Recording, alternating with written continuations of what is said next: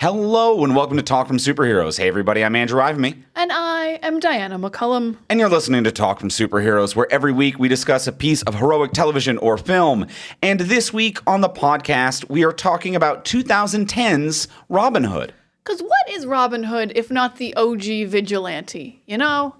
He was the original Green Arrow. Let's just all be real. Let's all be real about this. Yeah, I thought you were going for like a WandaVision thing of like, what is Robin Hood if not vigilanteism everlasting or something? I don't know. Shit, you're going way deeper than me. I'm going, he's really Green Arrow-esque, but he was first. So Green Arrow is really Robin Hood-esque. Many things have been influenced by the character Robin Hood. By the character of Robin Hood. So he is a hero, I believe, in his own regard.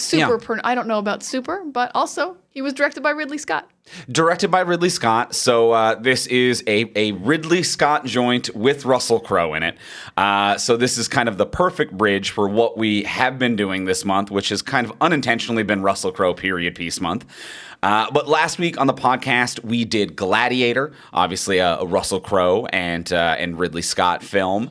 And we're building up to the release of Gladiator 2, which is Ridley Scott, no Russell Crowe, but just Ridley Scott. You know what? I'm going to do one of my classic predictions.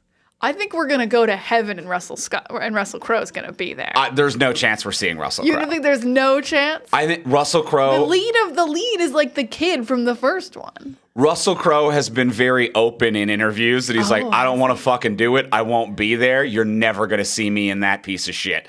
Maybe he didn't say piece of shit, but he's just very like, I don't want to do it. I never wanted to do it. They've called me a bunch. I hang up the phone. Oh, that's so weird because I would think if he'd done other Ridley Scotts, he liked Ridley Scott. As he had done Robin Hood, as we have just discussed. They did a few back-to-back. I don't know if they've collaborated since this one. And either way, I've never gotten the impression from Russell Crowe that he is someone who is good at skirting around the truth in interviews. You know, like, I don't think he's like Andrew Garfield being like, no, I wasn't in the new Spider-Man, but boy, it would have been fun if I got the phone call for that. I think Russell Crowe being like, nope, not in it. Wasn't in it, don't want to be in it, I hang up the phone. I'm like, I 1,000% believe that that's you answering that question. That's absolutely fair. Russell Crowe feels like he just would not want to play games. Yeah. In that way that, like, Harrison Ford would never be able to tell a lie. Although he managed to not spoil that his character died in Star Wars. Oh, yeah, that is fair. That is fair. Yeah. I don't think anyone straight up asked him, like, do you die in this? He probably would have been like, yeah. Yeah, he might have. I can't remember how much press he did. I'm like, did they just lock him up for a while? No, he did do press. He did do press. Yeah, he did it like begrudgingly. It must have been a long conversation. But yeah, I think you're right about Russell though. Yeah, I think if he says he's not in it, he ain't in it. He ain't in that one. That's fair. I mean, it was a bit of a stretch to be like, what if they go to talk to ghosts or whatever? Sure. There was a little bit of heaven in the first one or afterlife or whatever. There was some kind of an afterlife hit in that one. Yeah, absolutely. Just a quick hit. Just a quick hit of the afterlife in that one. Maybe we'll see his hand in the reeds. Oh, I could see whatever they legally own footage of that they could use. All right, now we're talking. Now, I'm not going to rule out what the lawyers own being able to put in Gladiator 2. That I'm not going to rule out. Okay. I am diminishing. Russell didn't film any original footage. I'll put money on that. I'm going to agree with you there, but now I'm putting new money on they're going to use any footage they own that he can't legally say no to. Some kind of flashback maybe. Love that. I'm 50-50 on that. I don't know if they will, but I can agree that that's how it would all play out. Excellent. We're in agreement about next week's movie. And as well, continuing the vibes of the Ridley Scott period piece month that we've kind of accidentally fallen into, is we're also going to do Kingdom of Heaven, and that's going to be over on the Patreon. I'm very excited about that. I've never actually seen that one. I know you haven't, and I was starting to feel bad because I was like, I don't know if Kingdom of Heaven's good or if I just like it. But spoilers for what's about to happen. It's definitely better than Robin Hood. So my guilt has really dropped down. Oh, the rare taste of the episode before we get going. Hey, listeners, here's a little clue about what Diana's going to bring to this, and she likes Kingdom of Heaven. Okay. And you know what else I like? What do you like? I like my books coming out. You do like that. I just want to let everyone know real quick before we get into it. It is actually pub week for my book, publication week for the full sentence. I didn't know there was a shorthand for it. Oh, we shorthand everything in the biz that I'm in now. What does that stand for? The biz? Yeah. The business. Oh! The business of publication. I'm learning so much. But seriously, but jokingly, this is the publication week for my book. If you listen to me on this the day it comes out tomorrow, November 19th. Actually, the day this comes out, the audiobook version comes out a day early, though. Oh. And guess what, listeners? The audiobook version of my book, Sex Lives of Superheroes, is narrated by Andrew Ivan. Hello. He's right here. I'm looking straight into his eyes, and he did an incredible job reading my jokes and my research in Sex Lives of Superheroes. Well, thank you. It was very fun. It was very fun to read. It was very fun to listen to you read it. I had a difficult time not laughing while reading some of it. Some of it, you might even hear a little giggle while I read it. That's really nice. And I also got the pleasure of being like, oh, what if my significant other doesn't read my book? I'm like, he has to. He absolutely has no choice. I'm here. He read every single word. I'm doing it. I read them all. Read all of them. Yeah. But yeah, the book is available wherever you get your books. Distributed by Penguin Random House. So Amazon, where are the other places? All the places. Your local bookstore. Just, you can search for it. You can search for it wherever you get books. Sex Lives of Superheroes by me, Diana McCullum, out this week. Or wherever you get audiobooks. Sex Lives of Superheroes by Diana McCullum, narrated by Andrew Ivan. Damn, that sounds nice. Yeah, it's not bad.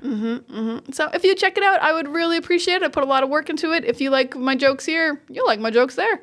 I agree. That's just math. That's just logic. I'll put my stamp of approval on this. Thank you, my love. Stamp. Shit. Yeah. Nice. It's happened. That was my copy. Oh, no. I just stamped it. I just stamped it. Damn it. Send it in the mail. So it has been stamped and approved by me. And as well, before we get into today's episode, we want to take a moment to thank our sponsor of today's episode. We want to thank our friends over at Uncommon Goods. At Uncommon Goods, it's incredible. They have wonderful gifts that are like hard to find, but very unique, and you're going to find something that's exactly what someone wanted, exactly what someone needs, but they don't know that they want or need it yet. That is correct. That's what I really like about Uncommon Goods. I could go through their catalog for just hours of like, well, this is cute, and this is fun, and this is neat. Yeah. Everything. Everything's fun. And I like going through their catalog. They have it organized in a really fun way where you can like kind of sort by interest. You can sort by price bracket as well. Like it really does kind of help you if you're like, well, okay, the person that I'm getting it for is nerdy and I am looking to spend $30 to $50. And you're like, click, click, click. Here it is. Here's a lovely little list of things that are available in that price range. So it really works with you, which it's weird to say, but like a lot of websites now don't work with you. You go to the website and they're like, here's what we want you to buy. And I'm like, but can you help me find something? What do I want to buy? Uncommon Goods feels like a charming store that's helping you find something. I completely agree. And I think the reason is just because you're supporting artists and small independent businesses when you go to Uncommon Goods. Many of their handcrafted products are made in small batches. So you have to shop before they sell out. They actually can for the holiday season. Everything's cute. Everything goes really fast. Yep. I'm currently, for those of you who are watching the podcast on YouTube, I'm currently wearing an Uncommon Goods shirt. And it is wonderful and charming and cute. And I get lots of nice compliments on it. It's got a fun bicycle on there. It is a fun bicycle. It's cute. It's innocent. No one gets hurt. I'm not using my Uncommon Goods materials right now like Andrew, but whenever I have cheese and crackers, I do. We have an incredible cheese tray with the little handle comes out and all the little knives are in there and they have their own little slots. And every time we have friends over, they're like, is that a little tray with a space for every special knife? And we're like, yes, it's from Uncommon Goods. It's got all the little slots. They're always really impressed. And I love doing that. It's so cool and charming. So check out Uncommon Goods. And right now, to get 15% off your next gift, go to uncommongoods.com/TFS. That's uncommongoods.com/TFS for 15% off. Don't miss out on this limited time offer. Uncommon Goods. We're all out of the ordinary. And thank you, Uncommon Goods, for your support. Thank you so much for your support and your cool stuff. Yeah. And now let's get into the episode. Let's talk about 2010's Robin Hood.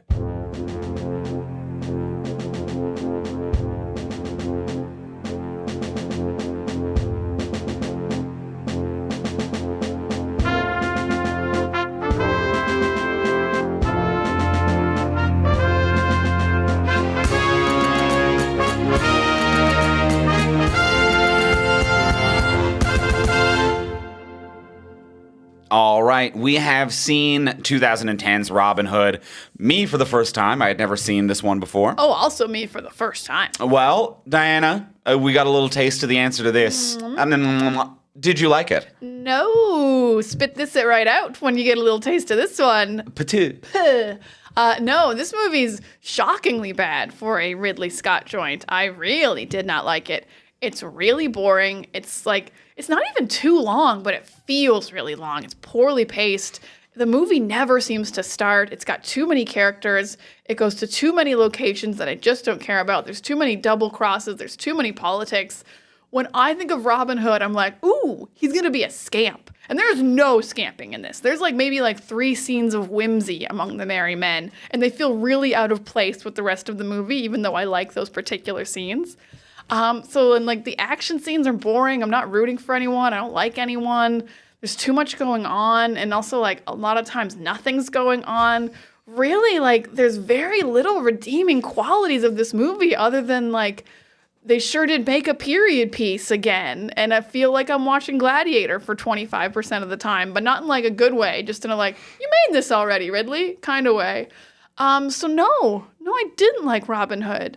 And I would have loved to like Robin Hood because I love Robin Hood in general and I love men with bows. So this has really been a real letdown for Diana. A lot has gone wrong here. Andrew, did you like Robin Hood? I'm very similar to you here. I did not enjoy this. I agree. It's very confusing. It's worse than the sum of its parts. It's an absolutely stacked cast. Ridley Scott obviously, knows what he is doing, but also he is a director who you can't peg down Ridley Scott, as we've discussed last week. You just can't peg him down. So a stacked cast, a director who knows what he's doing, and the movie's just all over the place. There was a point where we were about an hour and 20 minutes into the movie, and I turned to you and I asked, has this movie started yet? There was no inciting incident or movement or momentum. Everything was just kind of meandering. So it's executed quite poorly. It's worse than the sum of its parts. I agree with you. There's no merriment among the merry men. It's meant to be an origin story, I guess. And it's all just kind of you say that there were 3 moments of scampy playfulness among the merry men. I would like to know what those were because I didn't see it. Mm-hmm. Just a kind of a messy, an unexpectedly messy film considering the amount of talent that is involved in it. And just really boring and slowly paced. It's all those things. It's so stacked, though. This is what's insane to me is you're right. The cast of actors is absolutely stacked. When we were going through this before we watched it, it's just incredible. Russell Crowe, Cate Blanchett, William Hurt, Mark Strong, Oscar Isaac, Mark Addy, Matthew McFadden. Everyone in this is a rock star actor. Yeah, everyone in it is somebody. They're multiple Oscar winners. And then you've got Ridley Scott directing. And then for writers, there's too many, but it's they're also really good writers. So Brian Helgeland and Tom Stoppard were both worked on this. 2 of my favorite writers. Yeah. And it's terrible. It's an awful script. But then there's a third person who worked on it, apparently, who made this version, who's not either of those guys. I can't... No, those are the ones who made the most recent version. Ethan Reef seems to be the first writer on it, whose script is no longer near this. Yes, and then it was Brian Helgeland, and then Tom Stoppard didn't even get credited. Yeah. So, but in the IMDb trivia, he's there. He's not even credited as far as I could see, unless he just didn't fit on the IMDb list. Okay. There's too many of them. Cyrus Voris, I suppose, is who it was. Yeah. Perhaps. Anyway, yeah. But yeah, just the final script feels like it was written by someone who is really horny for history and won't take anything out. It feels like one of those scripts where you're like, well, King Richard has to be there, and Richard has to die in the beginning, even though in most Robin Hood stories, he's alive and he comes back at the very end and he dethrones John. It's we do. Okay. And we have to make sure that the French are invading, even though we're fighting the French on a different front. It's do we? Okay. And we have to have taxes also. It's all the boring parts of the Star Wars prequels. Yeah. Yeah, it is reading a British history Wikipedia entry page. Mm-hmm. But it also, somehow it takes you through every detail and still assumes that you know every detail. It's the worst of both worlds, where it's like you remember how Richard died and the state of tension between England and France at the time, right? And I'm like, no, I don't. And it's like, okay, well, here we go explaining it for way too long, but also we don't explain it that well, and none of it's set up, and you don't know who these people are yet, and it's pretty sloppy. But we would like to spend 20 minutes going through it. And it's just like, well, you've got to pick one or the other. Am I supposed to know or not know? And if I don't know, then you've got to learn how the fuck to explain this to me. And just like so many characters you don't need. Like when we meet Oscar Isaac and he's in bed with Léa Seydoux and he's like, she's the niece of the King of France and that's going to be relevant. And it wasn't. It never is. It is. It's not plot relevant. But I bet she exists in history. So the movie was like, well, we got to put that in. But I tell you where she doesn't exist. The plot of this movie. No, she moves so nothing. She doesn't. You know who else exists had a regular wife. You know who else exists in British history? A fucking lot of people who don't have to do with this movie. Most of them are not in this movie. I disagree. The reason being most of them are in this movie. I completely disagree. William Hurt, the mayor of Barnaby, is here. Like fucking 18 If the mayor of Barnaby is not here, I'm rioting. I'm done. 18 random barons got named. Yeah, that is fair. That is fair. But you were making a point about how they weren't here, but I disagree. Yes. Yeah. There's a lot of people who are not plot relevant who aren't in this movie, thankfully, which shows you it can be done. So get rid of some of these people. What are we even doing? Get rid of some of these people. And I also, you know what I'm going to say is a huge problem with this movie. And the movie doesn't have the tone of this either about what I'm about to say. Russell Crowe is not good casting for Robin Hood. Oh, no, he's terrible casting. Terrible casting. Terrible casting. Like, obviously an incredible actor. Yes. Oscar winner, Best Picture winner. We just praised him through Gladiator. But he has no scamp qualities. When Robin Hood's a scamp.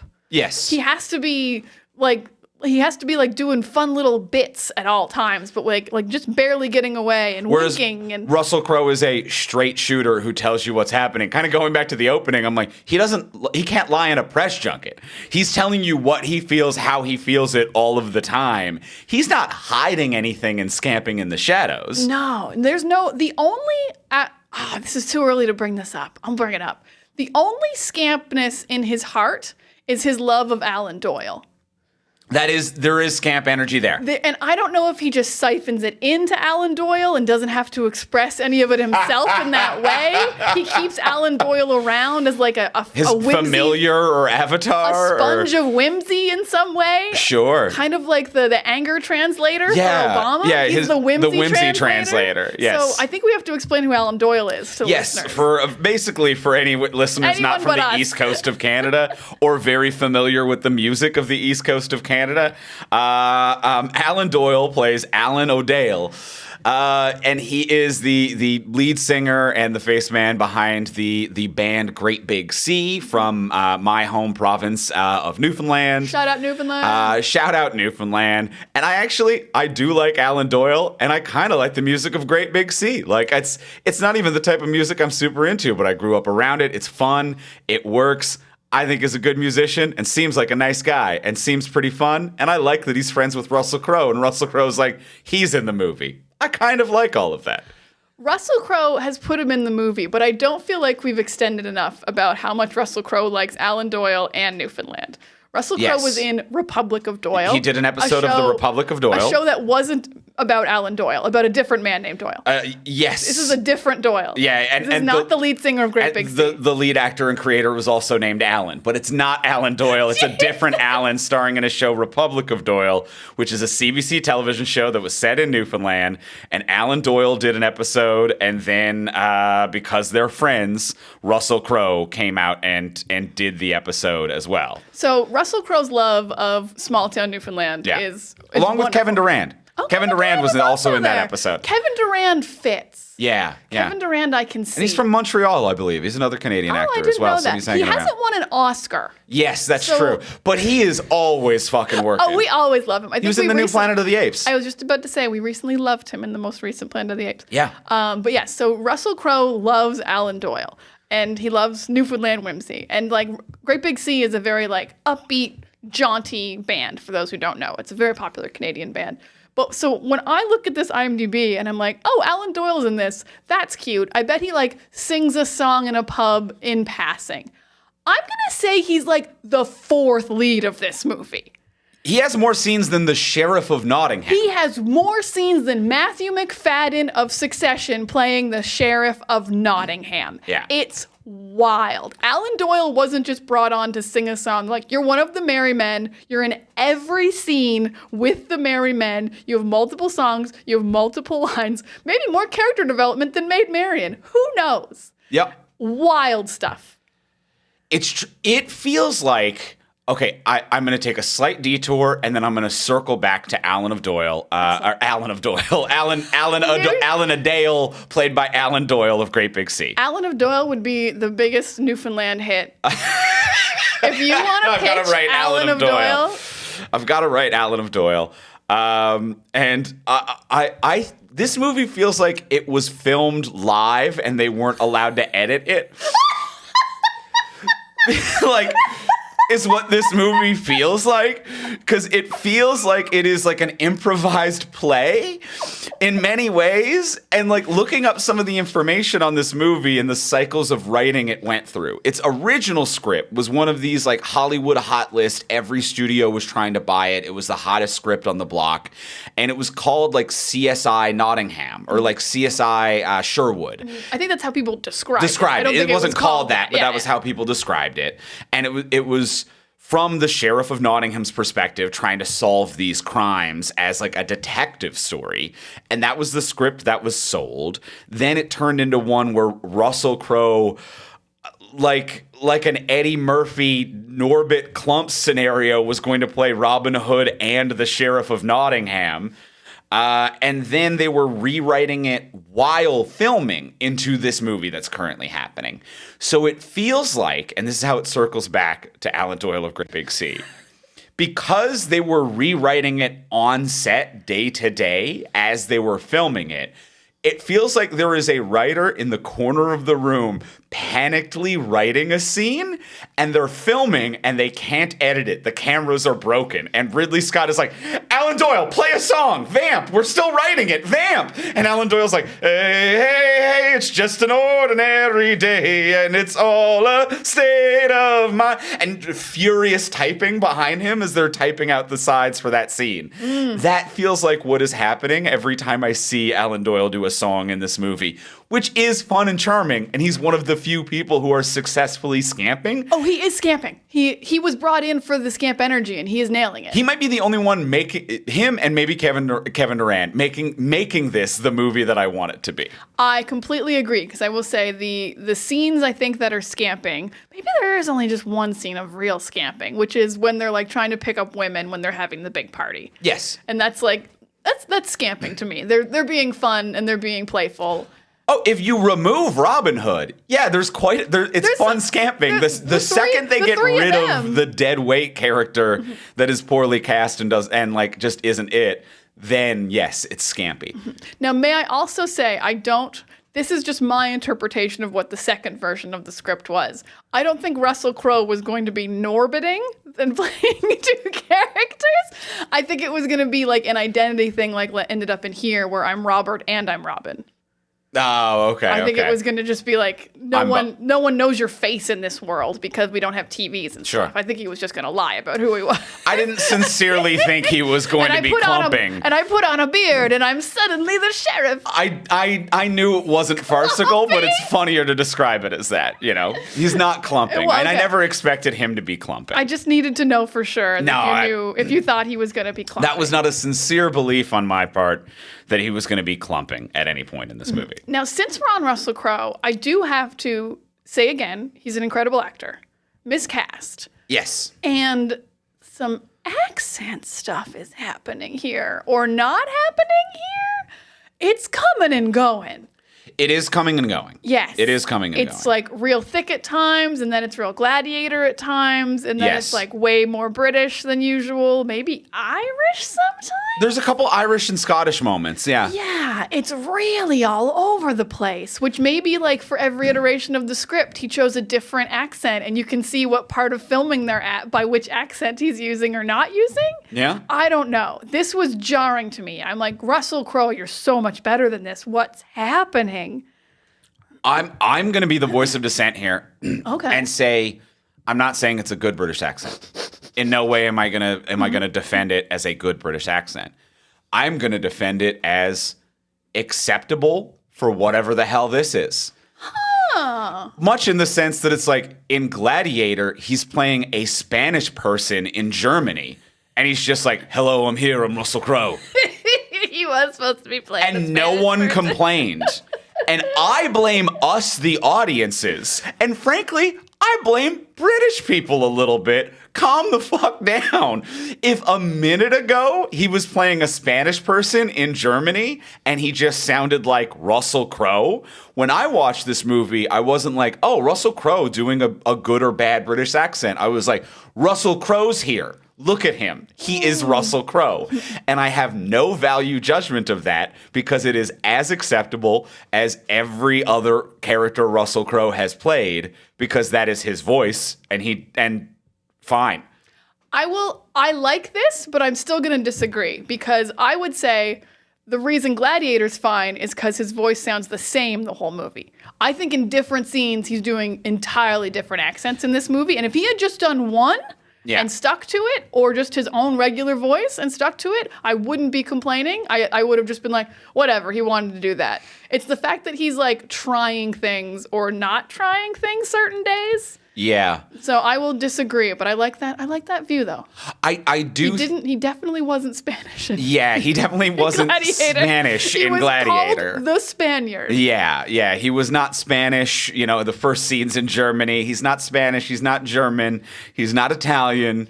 He's just Russell Crowe. He's Russell Crowe. I'm not even going to say he's Australian. He's Russell Crowe. And like in that moment being like one of the first Russell Crowe movies you see, you're like, no, it's Gladius Maximus. And then you watch a movie like this and you're like, hey, it's Gladius Maximus. Yeah. It's a little less glad. He's a little less glad.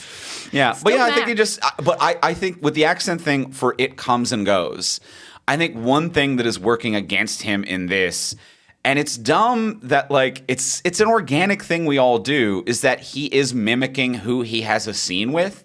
So he's in a scene with Alan Doyle of Great Big Sea with a Newfoundland accent, which is essentially an Irish accent. And it's like, wow, Russell Crowe sounds Irish.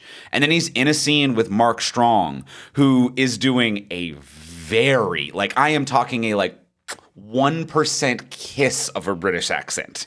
Mark Strong's like, you hired me because I'm Mark Strong. My register's down here and I always talk. He's got that Frasier transatlantic of like, I speak low and with perfect diction. And that could be British if you wanted it to be, but I'm not technically doing a British accent. Yeah, you're just going to let Mark Strong do whatever he wants and it all feels right. And so when he's doing, when Russell Crowe's in a scene with Mark Strong or whatever, it's just the accent's gone. Then he's in a scene with Cate Blanchett and he's trying to match her. So he's matching everyone on their level, which is making it all inconsistent and weird. And I think one of the weird thing about that is that it's something we all naturally and organically do, and it seems so inorganic when we see it in a film.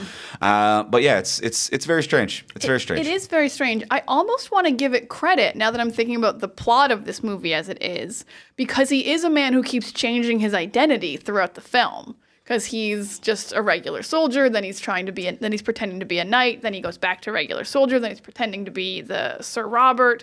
So really, there actually could have been a very good reason to keep having his accent change. But it does not follow any of the plot of when his character is changing. I do agree with that.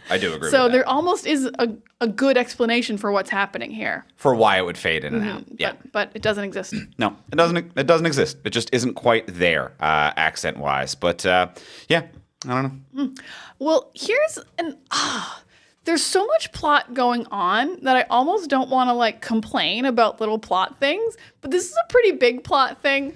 It's It's so dumb that he pretends to be Robin of Locksley, and then he shows up and the dad is like, can you pretend to be Robin of Locksley? Like, this happened. Or whatever that character's name is, because he is Robin. He is Robert, and he was pretending to be Robert. Pretending to be Robert. All right, what? He's Rob no matter what.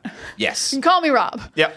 So yeah, just this double down of like the identity switch happening twice, but he doesn't even force it the second time is so weird. And the dad, and I don't understand, because Robert of Locksley is from this town. He was born here. His dad runs this town. So the dad being like, just tell everyone you're Robert. I'm like, are we going to gaslight this whole town? I know it's been 10 years, but there's people here older than 10. Yeah, like if in 10 years you like had been gone and then I just showed up at a party with all my friends with another man and was like, this is Andrew. They'd be like, she's crazy. Yes. We know Andrew. Yeah. We all met Andrew. And you know, unless you've got a wild like disfigurement from the war or something. And you know where that storyline would work is if it was cast as a younger actor. Because one of the things about this 16 to 26 is a huge change. Exactly.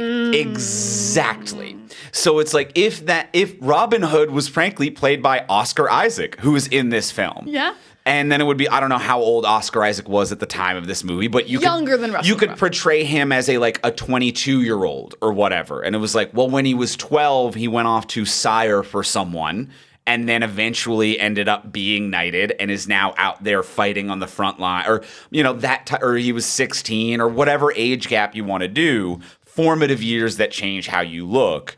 But when 45-year-old Russell Crowe is playing the scamp Robin Hood, and he's not playing it scampy, and he was 35 when he left, which looks like Russell Crowe. We know exactly what he looks like. I guess, the guy who plays Robert. Well, no, we know exactly what he looked like 10 years ago. Gladiator came out. Yes. And he still looks exactly the the same. So yeah, the guy who plays Robert guy is his age. So yeah, no one would be like, yeah, I guess that's Robert. Sure. Yeah, why would anyone buy that? You really have to let the whole town in on it to be like, if we don't do this, we're going to lose the town when I die because there's no heir. Absolutely. You absolutely got to get everyone in on it, but that didn't seem to be what the plan was. It is a lot of wasted time flip-flopping, which you mentioned as well. But yeah, so much time we start the movie, he's Robin Hood, he pretends to be Robert, he reveals himself as Robin, he has to go back to pretending to be Robert, he reveals himself as Robin again. And it's just like, this plot line's been done. We did it already. It's just kind of over. It's kind of over. Let's talk about the Lost Boys in the Woods. What is that even about? What is even going on? What is that even about? With the Peter Pan Lost Boys. That's not a Robin Hood thing as far as I know. And they never really even have any lines about it. There's just some kids with bags on their head in the woods who steal some stuff and then murder some people at the end of the movie because they're in the army now, I guess. Yeah, there's clearly scenes missing between the kids and Kate Blanchett at the end. There's clearly a lot of scenes missing in several regards. Yeah. You can tell where this movie's been edited to hell because they were like, it's bad, so it has to be definitely shorter. Because if it's bad and even longer than this, that's way worse. Yes. So they chopped it all up. But yeah, there's definitely scenes missing because these kids just appear with these kind of scary, these weird scarecrow bags in their head. Yeah, but they look like they're made of flesh. They look like Batman villains. Yeah, but they're honestly just 12-year-olds who are hungry and are stealing food. But then at the end, and Kate Blanchett hates them because they stole all our grain. And then at the end, Kate Blanchett's like, I brought them to war. And maybe she still hates them because they're definitely going to die. They're 12-year-olds fighting grown men in a war between nations. Yeah. Except at one point it cuts to one of them ducking under a sword and then just shivving a bunch of people really fast and speedily. And it's like, cool. I'm glad that's in our action scene. Love that. And then at the end, I guess Robin Hood just moves into their woods town. I think the kids were already living in the woods is the idea. Yeah. But I honestly believe that Robin would just build a better house in the woods than whatever the kids had. Well, I mean, I think we're seeing the first day of them arriving.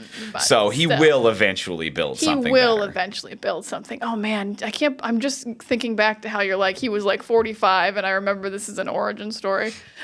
It's an origin story. An origin story with the oldest Robin Hood you've ever seen. And not only that, at one point they have a line about King Richard, and I think it's Elia Seydoux as the French. I forget what her title was, but she's like, King Richard's almost 40. He's not much longer for this earth. Just to be like, 40 is ancient right now. 40 is considered quite old, and he'll drop dead any day.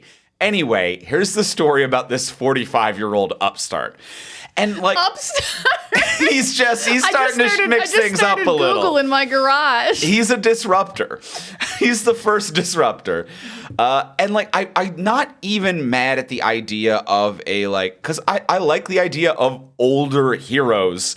And like I think a 45-year-old Russell Crowe could play a version of Robin Hood. I think he would play a better Sheriff of Nottingham. Oh yes. Oh man, it would be like Les Mis without music. But yeah, that's Sheriff of Nottingham. Yeah, of course it is, and that's perfect, and that's perfect, and he was perfect. Like, it's one of those things where the script is at odds with who he is and what he's doing. It's not that a 45-year-old shouldn't play Robin Hood. Russell Crowe shouldn't play Robin Hood. It's that this script hates that 45-year-old Russell Crowe is playing Robin Hood.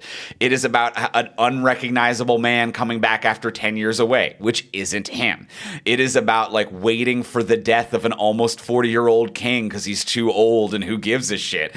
And that's at odds with him. It's just all at odds with who he is. It's all at odds, I will say, as someone who loves bow and arrow stuff. It is very much at odds with the fact that Russell Crowe doesn't seem to want to shoot a bow and arrow. Yes. In any way. He likes sword fighting. He likes hand to hand because he shoots like 2 shots in the opening, and then he goes hand to hand because he has to save the kid who's like stuck upside down, and then he goes like hand to hand combat, and then he doesn't shoot an arrow again until the very end shot, and it's the most ridiculous arrow shot I've ever seen. Not like wow, he did an incredible shot. Like the camera got 18 angles of this arrow? Like, what does the arrow look on the left? How does the arrow look on the right? It was way too many angles of an arrow. And they jumped to way too difficult a physics bending shot from not shooting arrows at all. He hadn't been shooting them. And not for any particular reason. They didn't establish I've left my bow behind. I broke my arm and now I've got to learn how to fight one-handed with a sword. No, nothing like that. He just really liked swords better. Because he even went up on the cliff. And he was like, oh, archers up on the cliff. And then all of a sudden he was down on the ground with the cavalry. Yep. He left the archers. He was like, fuck this. I'm down here. Even though I'm a famous famous archer. I'm in charge of the archers. Yes. Yeah. He literally was like, I'll take the archers. And I think that this is just another thing that happens when you're writing it on set and you're like, we didn't know what we're filming tomorrow. And then tomorrow happens and you're like, hey, Russell, you still remember how to ride a horse and use a sword, use a stage sword, right? And he's like, yeah, I did that in Gladiator. And he seems quite comfortable and confident and skillful on a horse and with a prop sword. And it's like, well, we had one day to plan this, so here we go. And I think that that's part of it as well. To be like, you've got to use the skills you've already have when you don't know what fucking movie you're making this week. When you don't have the prep time. Like, this isn't a movie where he did, 3 months of arrow work. Yeah. Which is kind of sad because Russell Crowe will, put so much work in. For Master and Commander, he learned how to play the violin, which he did not know beforehand because his character was supposed to play it in 3 scenes. Yeah, he's a dedicated dude. So I feel like, it makes me sad because it's just, I think if you give him more time, he would have been, I'm going to be the greatest bowman in the world. But because they didn't give him time, he's like, well, I'm not going to be a shitty bowman. Give me a sword. Yes. I think that that's 100% true. And also, the wardrobe and costume of this movie does not do him any favors by basically giving him the exact same costume from Gladiator. It is a breastplate with horses and not lions, I think is what was on his breastplate in Gladiator. But he's still wearing at one point he's pretending to be knighted and he's wearing the chainmail. But for most of the movie, he's wearing just kind of clothing underneath a breastplate. And it looks it looks like a Roman soldier, and Yeah, it doesn't look like Robin Hood. It's just a tunicky. It is very Roman. Yeah, yeah, and it's like, well, you didn't do him any favors. You gave him the exact same costume as Gladiator. And his hair's pretty similar. He's Russell Crowe. He's Gladiator again. He's here again. I don't see Robin Hood here. I do see the Merry Men. Those three actually were having fun when they were off on their own having little scenes. So I'm very happy for the three Merry Men to throw a positive in. I think Kevin Durant and Alan Doyle were actually like having a great time. Yes. The Canadian boys were popping off. Yes. On the Robin Hood set. Yep. I think that they're sincerely having a good time. It's a shame that Mark Addy as Friar Tuck just has kind of 3 scenes alone and is not part of the Merry Men. No, he kind of is. He like robs the grain with them. Yeah, he does one thing. He does one thing with them, Yeah. and he gets drunk with them. But like it's implied he gets drunk with them. They don't actually show him drunk. He's just I think that's I've got another honey mead. deleted scene or whatever. Yeah, there's definitely a scene there, which is because like what perfect casting for a Friar Tuck. Oh, to the point where, frankly, I thought he already played Friar Tuck. It does make sense. Yes. I was thinking of A Knight's Tale, which I know empirically is not a Robin Hood story in any way. But I still somehow thought he was playing Friar Tuck in that movie. Like, I thought that if I looked up the IMDb for A Knight's Tale, it would show Mark Addy as Friar Tuck for some reason. I mean, that's not so off the mark because Chaucer's a character in it, and there are literary references throughout A Knight's Tale. Oh, fuck, you got me there. So you wouldn't have been too off the mark to think Friar Tuck would be there. He's so smug looking right now, listeners. Thank you. Can't You've made me feel good. Go watch the YouTube of this episode if you want to see a real smug man who definitely remembered Chaucer was a character in A Knight's Tale. Yeah. Absolutely, 100%. Yeah, totally. He didn't need me to tell him this, guys. No, I didn't. Why don't you tell me like one of your other thoughts about the movie? Because I definitely remembered all the Chaucer stuff. You definitely literary references. I think it's a crime to play in like a bit of a manipulation to play Lord of the Rings-esque music when Cate Blanchett's in a period piece movie like this. Yeah. She fully Iowans as well. She shows up at the end in like dressed as a man leading into battle. She's like, "It's me, a woman, haha," and she puts her helmet back down. So she fully Iowans, but there's so many scenes where it's just her and she finds out her husband's dead or her father-in-law's dead or someone else is dead. And the music they play is so Lord of the Rings. And I never noticed music, but I noticed Lord of the Rings music. And I'm just like, no, guys, this is just Russell Crowe as Gladiator, but Cate Blanchett as Lord of the Rings. You can't just do these things twice. Yeah. You can't try to make me feel emotions this way. I'll just go watch Lord of the Rings. I won't like this, but I will watch Lord of the Rings again. We'll go watch Gladiator again. I'll watch Gladiator again. Yeah, but we won't watch this again. No, I won't like this. Yeah. But I'll watch better things that you're stealing from. See, I think saying that they're trying to manipulate you by using Lord of the Rings-esque music is giving this film too much credit. Okay. Because I found all of the music to be the most uninspired, public domain everything.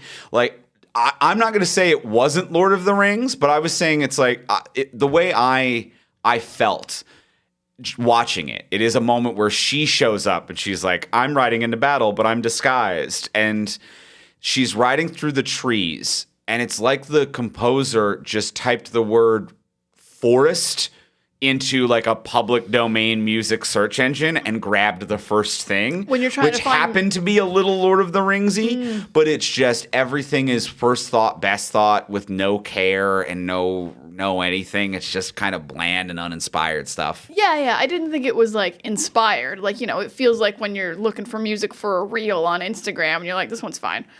Yeah, this one's fine. Here's the royalty-free options. This one's fine is the energy. This one's fine. But there is still just a few times a very like Enya-esque music happening that I'm like, I know what you're trying to invoke here as cheaply and quickly as possible. You're trying to shortcut Lord of the Rings right now. Can't do it. You won't fool me. I won't be fooled. You won't be fooled. You won't be fooled into an emotion that you don't want to feel. Mm-hmm. No. What was up with Robin's dad being killed for writing something? Was that why he was killed? There's so many deleted scenes. Did they want to make a show? Every now and well, then. they it wanted felt to like make a sequel. They did were wanna planning make on making a sequel. series of movies But there's based on just this. so much information in this movie. Yes. Yeah, And there's a lot going. And none of it matters. Yeah, this reveal that, like, Sir Walter knew Robin's dad. I was like, oh, you're not going to end up being the dad? Felt like that's where the reveal was going. Yeah. But no, I knew your dad, and he hid a piece of paper in a stone. And that's it. And he wouldn't give up the names of the other guys who all conspired. And I'm like, well, why didn't they all come together sooner? Why have they waited? In this scenario, they've waited 30 years. They're all dead. Which is what's crazy, which is why they had to hire such old actors to pay the other barons, because they all had to know Russell Crowe's dad, and he's 45. But none of these men would be alive in the 12th century. And even Russell Crowe's story of like, yeah, I don't really remember where I'm from. I just started existing one day wholly as a 12-year-old, and I have no memory before it. And Max von Sydow was like, you remember it, though. And he's like, oh, fuck, I do. And that's that entire storyline. But you have to remember, Max von Sydow's blind. So he sees more. He sees than more. everyone else sees. Yeah, that was a real blind guy mystic moment. Yes, it which was. It's such a terrible trope. Yeah, and for such Especially and again for such a superstar actor. Oh, he's so good though. So good. Like he's incredible in this, and it's weird that this movie is so terrible. Because I'm like, wow, he is crushing it. The grief of losing his son, falling in love like in a son role with Russell Crowe, the way he fights Mark Strong at the end. Max von Sydow and Cate Blanchett as a family unit. I'm like, oh yeah, if someone just kind of came up to me on the street and yelled those two actors' names at me with that context, I'd be like, oh, an Oscar winner? You're describing an Oscar winner. That's an Oscar-winning movie. Let me watch that movie. Oh, Russell Crowe plays the other love interest? Right. Oscars abound. Yeah. Oscar Isaac's in it. Another Oscar right there. Yeah. Ridley Scott, Oscar-winning director. But nothing works. Nothing clicks. Nothing comes together except Alan Doyle's performance of music. It does work. No, he's good. God damn it. I couldn't believe he got an entire musical sequence and lines and was like an archer, but... When he's up, he can't get down, let me tell you. He can't get down, he can't get level. No. You just can't do it. He can't get his feet back on the ground. No, not him. You guys don't know what's happening. No one here listens to Go listen to some Great Big Sea. Oh, it's great. It's a banger. You'll stomp a foot or two. Mm-hmm. Yeah, if you want to stomp a foot at a pub, listen to some Great Big Sea. Great Big Sea is so good that they had to like pull themselves from nominations in the East Coast Music Awards because I don't remember this. Oh yes, they swept every category for like 4 years straight, and they started feeling really bad, and they pulled themselves from nomination. Good on them. It was really nice of them, that rules. actually. Robin Hood. Scamps. Robin Hood. Lovable scamps doing the right thing. I see. Great Big Sea should be there. Yeah, they should be there. Yeah, this movie just kind of a long mess. It's. I'm thankful it's not a longer mess. I am also thankful for that. You can see like a lot of edits. You're like, oh, you've cut a lot from this, and I don't think it was good with the extra stuff because like it's still got too much stuff. It's got too many characters and too many scenes and too many locations and yeah, just too much. It's too much of. You clearly took the original script and really tried to make it Gladiator. You know, like the original script of like, what about rather than set in Nottingham, what if it was Russell Crowe and then the shitty new king wants to kill him and he has to go back because he's trying to protect family. And like it's just like, okay, but what if we made it more convoluted? The shitty new king will then not want to kill him for a while. And then they're friends at the end. France is coming. But then at the end, after France is defeated, he wants to kill him again. Yet another plot line that they're like, let's do this plot line. Let's not do this plot line. Let's do the plot line again. Doesn't work. It's not even improv, like you said, because improv would have been yes and. Yeah. And instead they're like, yes and. No, never mind. No, never mind. Yeah, Actually, I just remembered something funny I wanted to say earlier, so let's go back to that. They are improving with and actually instead of yes and. And actually. It's a classic. Well, let's go in with a close. Let's ask the final question of what would you change. So now that we've discussed everything we've discussed, what would you change about this if you could change anything? Before we do ask that final question, we will remind you, as we do every week, to please take a moment to rate, review, and subscribe on Apple Podcasts, Spotify, Podcast Addict, or wherever you get your podcasts, because it helps us move up the charts, find new listeners, and it just is a free way to help and support the show. So why wouldn't you? Why wouldn't you help and support the show? It helps us on the charts and in our hearts. And also people are just like, oh, you know what? This place is, you know what we haven't said for a while? We're hip, happening, and relevant. We are hip, happening, and And relevant. we still are. So we still need the reviews to say that and to be dated at an early time. Love it. So drop that in a review. And that's a free way to support the show. And if you do want to support the show monetarily, you can do that over on our Patreon page. Patreon is a monthly subscription service where you can subscribe at whatever level is in your budget, get cool bonuses for doing so. So, for example, at the $1 patron level, you'll get our webcomic a day early. At the $3 level, you will get these episodes early and ad-free. At the $10 level, you will get an exclusive episode of this podcast every single month. This month, we will be talking about Kingdom of Heaven. So that'll be up over there. And as well, also, if you want to, you can buy individual episodes. So if there's one episode, if you're like, I want to hear Kingdom of Heaven and what they have to say about it, you can buy an individual episode for $5 as well if you want to just check out one of the Patreon episodes. That's super cool because my thoughts on Kingdom of Heaven are lengthy. Oh. Ooh. You know, Diana had an Orly face. So We know. You know, you don't have to say it like everyone knows, but you're the only one who really knows. We haven't done that many Orly movies. I still think people know. I mean, I think you can sense it. I think they can sense I think it. I give off the vibes. I think they know it's worth $5 to find out. To feel my vibes. To feel the vibe. So head on over and check out all of the options over at our Patreon page. It's at patreon.com/fromsuperheroes. That's patreon.com/fromsuperheroes. And now let's go in for the close. Let's ask the final question of what would you change? Diana, what would you change about this movie if you could change anything? I'm basically changing everything because I'll like the whole plot is just going to be the plot of every other Robin Hood movie I've ever seen, which is that Robin comes back from war, his lands and everything were taken from him while he was at war, so he starts vigilanteing and starts helping to free all the other little villages that had all their stuff taken from them during the war by King John. And that's really all you need. You just need a man vigilanteing around doing good stuff. So, he's going to come back from war. He's going to have already been married to Maid Marian. This was so convoluted. What's any of this? And he comes back and he's poor because they took his grain, they took his money, and he's like, well, let's get it back. And he just starts scamping. And this movie ends when whatever that big battle was, not the big battle, the one where they just attacked Nottingham. Because, why would I care about France invading England? I don't give a shit. You just showed me England had been invading France for 10 years. I'm like, go France, get them. They deserve this. But the people of Nottingham, I actually cared about because we met them and they were just innocent people. So this movie ends at that battle. I don't care about England. And it's just, it's shorter. We have scamping. I've probably recast Russell Crowe. I don't know who I'm casting him as, but someone who's more fun. This isn't the role for you, Russell, which is weird because you can be fun because The Nice Guys is fun. And he kind of scamps a bit there in a dangerous way, in a threatening way. So he can do it, but this isn't it.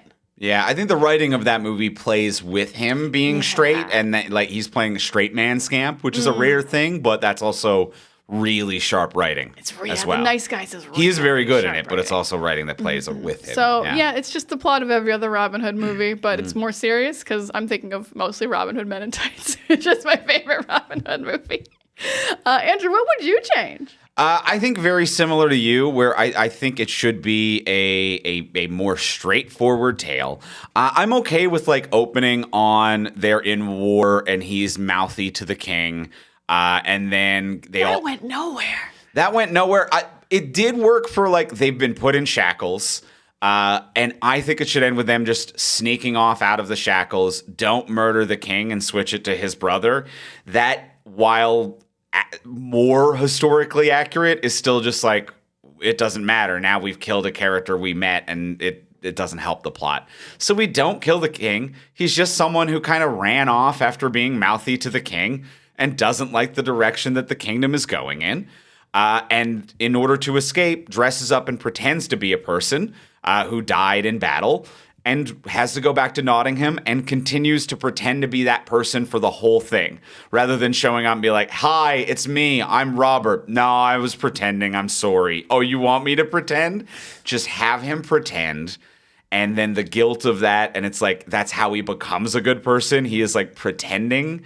and then realizes that they need him, and everyone like feels betrayed, and like that classic. There's a classic tale there. There's a classic tale there. There's a Knight's Tale there. There is a classic Knight's Tale there. I've pretended to be something I am not. Now I need to be the person who I actually am, which is somewhere in between the truth and the lie. And it's like, yeah, I never lied about my actions, but I lied about who I was as a person. And I think that that's the story. That's it. And I agree. We never go to war with France. It is about taxes, and it is about the quality of life in Nottingham under a tough time as people are being abused for tax collections. God. Never thought That's it. I never thought my change in a movie would be like, I think it should be more about taxes. Make it more about But taxes. it should be more about taxes. Yeah. Yeah. Yeah. Genuinely. Yeah, more taxes and trade embargoes. George Lucas was right, apparently, in the prequels. Damn. Yeah, he It's was better right. than He was going to right war to with do France. it. It's better than going to war with France.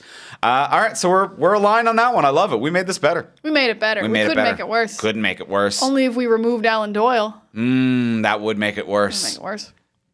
Russell Crowe plays all the merry men. We're full on clumping now. How about that? He's How about clump. that? He's clump. He's clump. Robin Hood, In my head. full on clumping.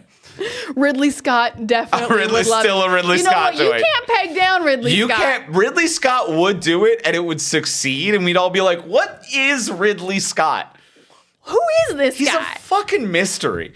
That's going to do it for this week on the podcast. Next week on the podcast, we will be back, and we will be talking about Gladiator 2. Ooh, let's find out if we see a hand in the reeds. Oh yeah. The opening debate rages on. Well, we'll find out next week. Next week. And in the meantime, if you want to get a hold of us, you can find me online most places at Ivimey, Ivimey. You can find me on Threads and Instagram at Pics of Diana, and you can get Sex Lives of Superheroes anywhere you get your books on Tuesday or your audiobooks on Monday. Woo, woo, woo, woo. Pew, pew, pew. Pew, pew, pew, pew, pew. And you can find both of us and most of the things that we create at From Superheroes on most social media, or find everything over on our website, fromsuperheroes.com. And we'll talk to y'all next week. Bye.